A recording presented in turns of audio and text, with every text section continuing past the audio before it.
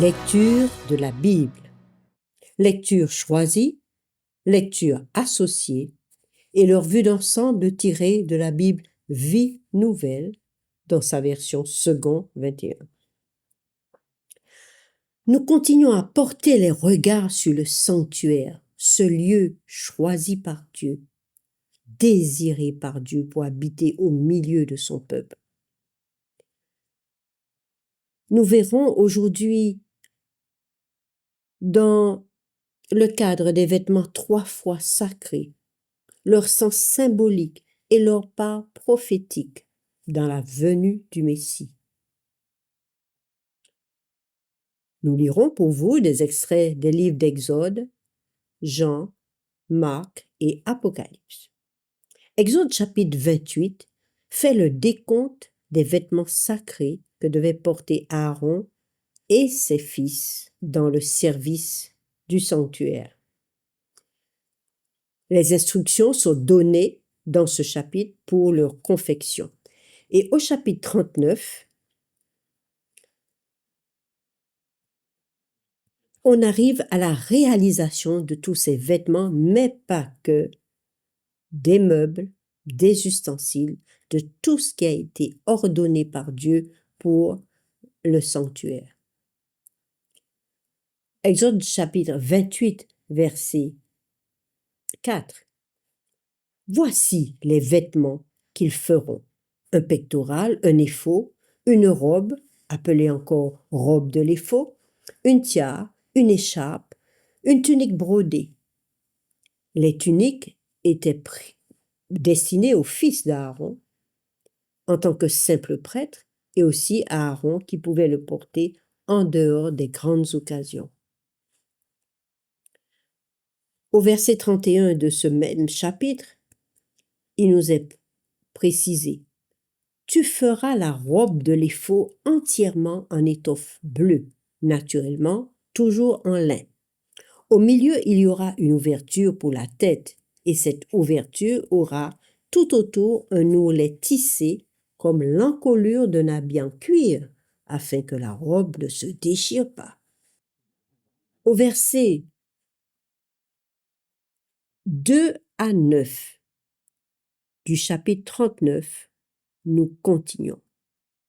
On fit l'éphod en or, en fil bleu, pourpre et cramoisi, et en fin lin retors. On martela des lames d'or, et on les coupa en fils que l'on entrelaça dans les étoffes teintes en bleu, en pourpre, en cramoisi, et dans le fin, naturellement, dans le fin lin, selon l'art du brodeur. On y fit des bretelles qui le reliaient, et c'est ainsi qu'il était assemblé par ses deux extrémités. L'écharpe était du même matériau que l'éphod et fixée sur lui. Elle était en or, en fil bleu pourpre et cramoisi, en fin lin retors, comme l'Éternel avait ordonné à Moïse. On entoura des pierres d'onyx de monture en or, et on y grava les noms des fils d'Israël, comme on grave des cachets. On les mit sur les bretelles de l'éphod, en souvenir des fils d'Israël, une pierre d'onyx d'un côté, une pierre d'onyx de l'autre, comme l'Éternel l'avait ordonné à Moïse. On fit le pectoral selon l'art du brodeur, avec le même matériau que l'éphod toujours, en or, en fil bleu, pourpre et cramoisi, et en fin lin retors. Rappelons-nous que le pectoral venait comme une forme de plastron sur l'éphod lui-même, un blouson qui habillait la robe de l'éphod. Exode 39, 42 et 43 nous indiquent que tous ces ouvrages furent terminés, y compris la confection des vêtements sacrés. Moïse donc fit l'inspection de ces travaux, vérifia leur conformité au modèle donné par Dieu, et tout était parfait. Il est vrai que l'Esprit de Dieu avait habité Beth-Saléel comme conducteur des travaux, et pas que lui. Tous les artisans, tous ceux qui se sont investis, les femmes dans la filature des tissus, tous ont été conduits par l'Esprit de Dieu, en sagesse, en intelligence, en habileté. Moïse donc bénit le peuple de Dieu. Il était très satisfait des travaux réalisés. Nous venons 1400 ans plus tard, au début de notre ère, dans un contexte complètement différent. Jésus, cet homme né de Marie, parcourait toutes les villes, guérissant toutes les maladies, toutes les infirmités, chassant des démons, ouvrant les yeux des aveugles, ouvrant les oreilles des sourds, faisant marcher les paralytiques. Il n'y avait pas une ville où des cris de joie ne s'élevaient. Et voilà que cet homme est arrêté pour être crucifié. Nous lisons donc Jean 19, versets 17 à 25.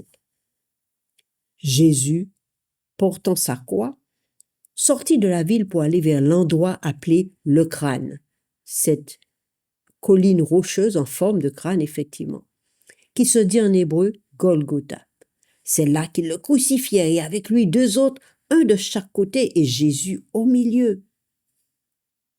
Après avoir crucifié Jésus, au verset 23, les soldats prirent ses vêtements, en firent 4 parts, une pour chaque soldat. Ils prirent aussi sa tunique qui était sans couture, d'une seule pièce depuis le haut jusqu'en bas. Ils se dirent entre eux, « Ne la déchirons pas, mais tirons au sort pour savoir à qui elle sera. » C'est ainsi que s'accomplit cette parole de l'Écriture. Ils se sont partagés mes vêtements, ils ont tiré au sort mon habit. Voilà ce que firent les soldats. Mais tout ceci, afin que s'accomplisse la parole de Dieu, le rituel du sanctuaire dans son détail. Il y avait effectivement 5 pièces qui habillaient Aaron dans sa tenue de grand prêtre. Et on retrouve Jésus avec ces 5 pièces. 4 partagées par les soldats, une pièce unique qui rappelait la robe de l'éphod, une seule pièce sans couture. Que signifie cela? Jésus aurait-il revêtu des habits de fête la veille de sa mort?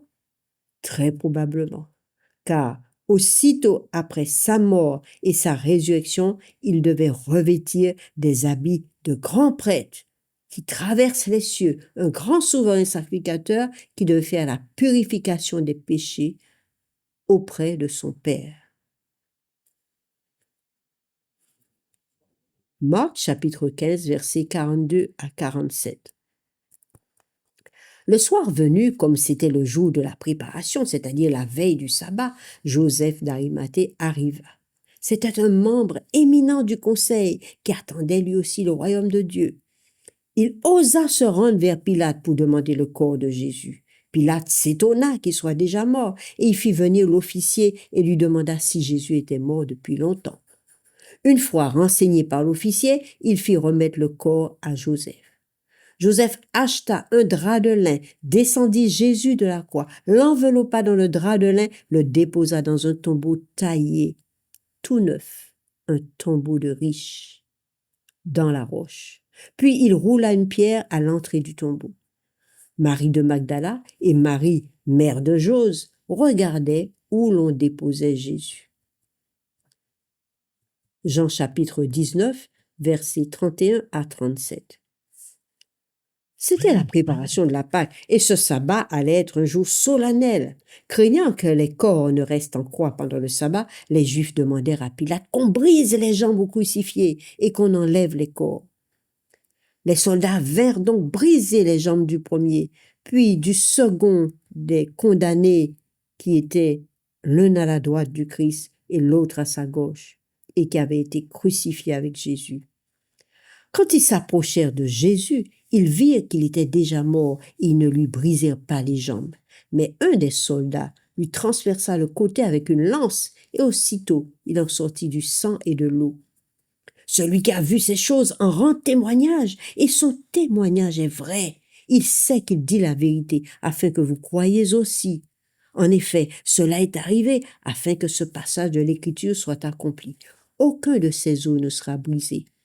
Ailleurs, l'Écriture dit encore, ils verront celui qu'ils ont transpercé. Oui, il fut le seul à être transpercé, le seul à ne pas avoir les jambes brisées. Du sang coula le long de la croix, se répandit au pied de la croix sur la montagne de Golgotha. Il devait en être ainsi, comme le sang répandu au pied de l'autel dans le rituel du sanctuaire. Le sang du Fils de Dieu devait être répandu au pied de la croix pour l'humanité, donnant au rituel du sanctuaire sa valeur prophétique. Tous les vêtements du sanctuaire, vous l'avez vu, les vêtements dits sacrés, pour des fonctions de haut rang, des hommes voyant la présence de Dieu, bénéficiant de la présence de Dieu. Tous ces vêtements furent confectionnés sur ordre de Dieu en tissu de fin lin retors. Fin lin, filé, torsadé, rendant le fil plus joli et rendant le tissu plus lourd, plus noble. Ces vêtements étaient faits donc pour permettre à l'homme d'entrer en la présence de Dieu, avec des habits rappelant le Fils de Dieu, sa mission.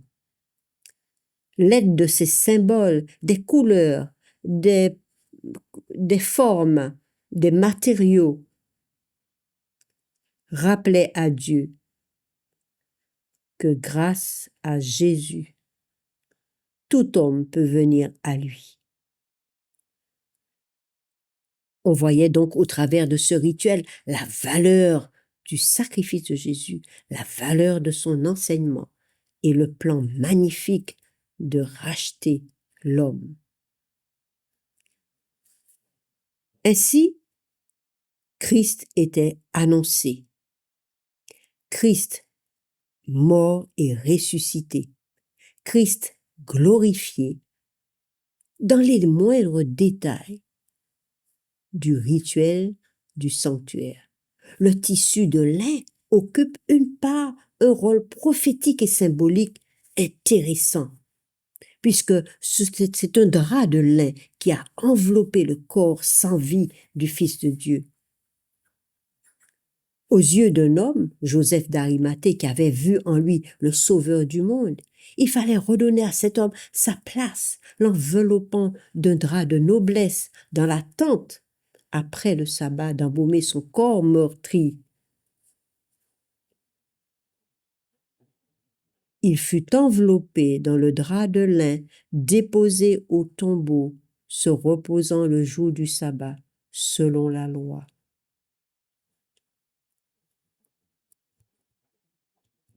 Le fin lin dans le service de Dieu, dans le sanctuaire, était l'annonce d'une réalité à venir.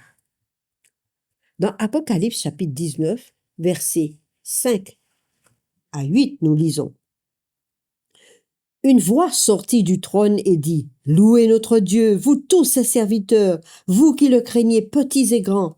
Et j'entendis comme la voix d'une foule immense. Elle ressemblait au bruit de grosses eaux, au grondement de forts coups de tonnerre. Et elle disait: Alléluia, car le Seigneur, notre Dieu Tout-Puissant, a établi son règne. Réjouissons-nous, soyons dans la joie, rendons-lui gloire, car voici est venu le moment des noces de l'agneau et son épouse s'est préparée. L'épouse n'étant autre que ces milliers d'hommes qui, comme Joseph d'Arimathée, ont su discerner en Jésus le Sauveur du monde. Au verset 8, il lui a été donné de s'habiller de fin lin, éclatant et pur. En effet, le fin lin, ce sont les œuvres justes des saints. Et au verset 11, ensuite, je vis le ciel ouvert, et voici qu'un cheval blanc apparut. Celui qui le montait s'appelle fidèle et véritable. Il juge et combat avec justice. Ses yeux étaient comme une flamme de feu. Il y avait de nombreuses couronnes sur sa tête. Il portait un nom écrit que personne d'autre que lui ne connaît. Il était habillé de vêtements trempés de sang. comme la couleur pourpre de son manteau dont on le revêtit au moment de son arrestation, et comme le sang, couleur de son sang qui coula sur la croix. Il gardera donc l'image du don de sa vie, du sang qui fait l'expiation. Son nom est la parole de Dieu. Les armées célestes le suivaient, montés sur des chevaux blancs et habillés de fin lin blanc et pur.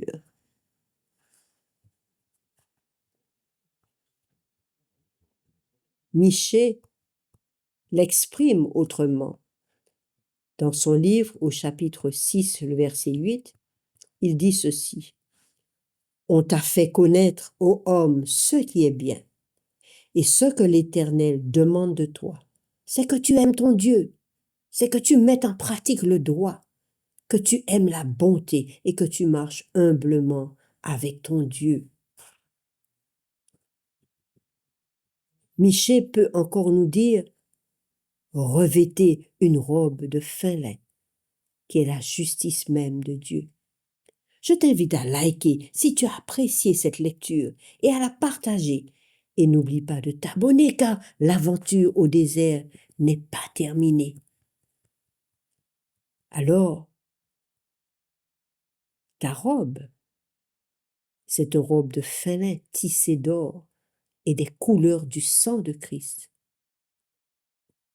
devra te rappeler sans cesse que tout est accompli selon le plan divin. Il a été annoncé, il est venu, tout s'est réalisé selon ce qui est écrit, donnant à la valeur prophétique une source certaine.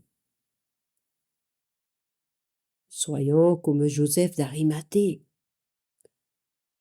Même si la crainte des Juifs l'avait saisi, allons vers ce Sauveur et acceptons son sang, son corps meurtri, allongé, qui nous redonne la vie.